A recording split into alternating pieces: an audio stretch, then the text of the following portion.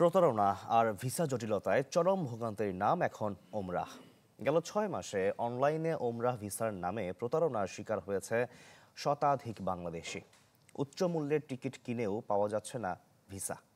সংশ্লিষ্টরা বলছেন, ওমরাহ পালনকারীদের অতিরিক্ত চাপ থাকায় ভিসা নীতি কঠিন করেছে সৌদি আরব। সম্রাট হোসেনের রিপোর্ট।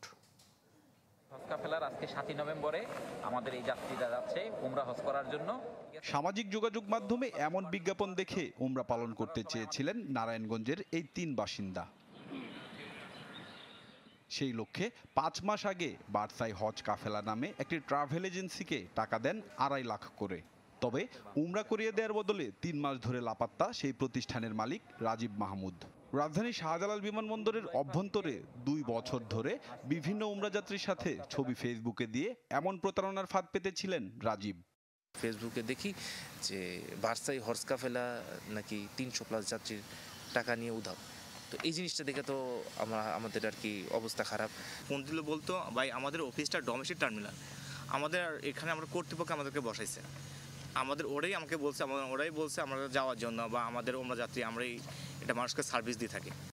চটকদার বিজ্ঞাপনে আকৃষ্ট হয়ে প্রতারক সেই প্রতিষ্ঠানের খপ্পরে পড়েন এই 2 চাকরিজীবী আর এক বিশ্ববিদ্যালয়ের ছাত্রও। ওমরা পালনের আশায় এভাবেই কয়েক দফায় টাকা দিয়ে ধূলিসাৎ হয়েছে শতাধিক মানুষের স্বপ্ন।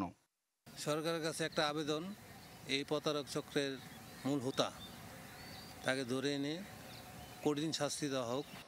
এ তো গেল প্রতারণার গল্প।